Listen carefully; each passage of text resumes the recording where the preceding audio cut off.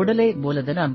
மனிதனாக பிறந்தவர்களின் உயர்ந்த நோக்கமே உடல், மனம், மூளை ஆகியவற்றின் ஒருங்கிணைந்த வளர்ச்சியை நோக்கிச் செல்வதே நமது தலையாய நோக்கம். ஆகவேதான் உடலை வைத்தே உலக வாழ்க்கை அமைந்து இருக்கிறது என்ற உண்மையை நம் முன்னோர்கள் சொல்லிச் சென்றுள்ளனர்.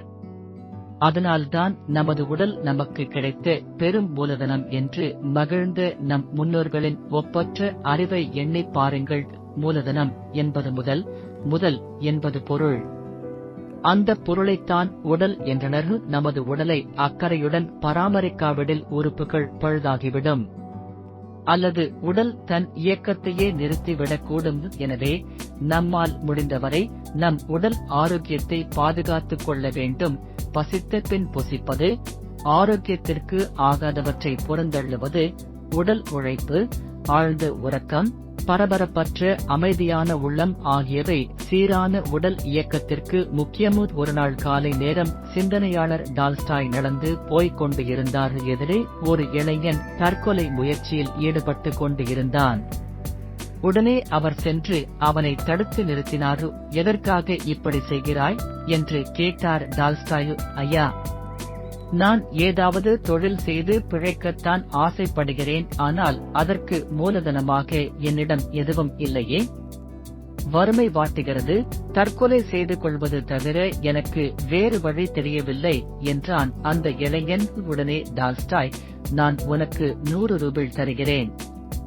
ரூபிள் ரஷ்ய நாட்டு பணத்தின் பெயர். அதற்கு பதிலாக உனது ஒரு விரலை மட்டும் தருவாயா என்றார் டால்ஸ்டாய். ஒரு விரலா? அது முடியாது. சரி, 100 ரூபிள் தருகிறேன். ஒரு கண்ணை தருவாயா? ஒரு கண்ணா? இதுவும் முடியாது. அப்படி என்றால் 1000 ரூபிள் தருகிறேன். 2 கால்களில் ஒன்றை மட்டுமாவது கொடு.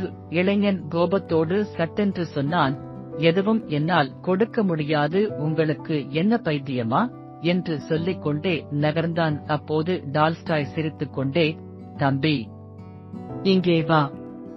உன்னிடம் விலை மதிக்க முடியாத உடல் உறுப்புகள் இருக்கின்றன என்பதை இப்போது நீ புரிந்து கொண்டாயா?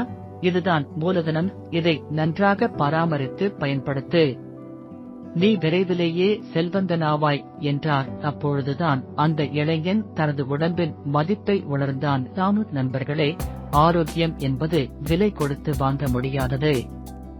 அதனை இழந்த பின் தான் பலரும் அதன் அருமையை உணர்கிறார்கள். இப்போது உணர்ந்து அற்புதமான நமது உடலை போற்றுவோம், ஆரோக்கியமாக வாழ்வோம்.